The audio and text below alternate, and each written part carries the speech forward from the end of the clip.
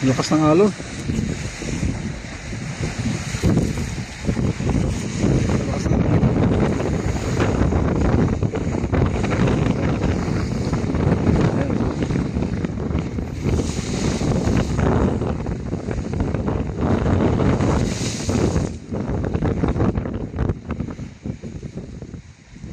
Yung sinasabi ko na putol ang daan, hindi pa tapos gawin.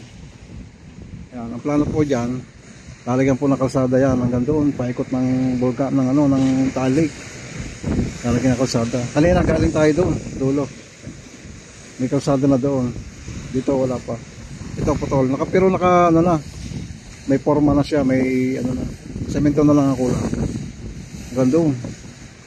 Doon putol, hindi pa tapos doon. Nandito na lamang po. Bye bye. Salamat sa inyong panonood.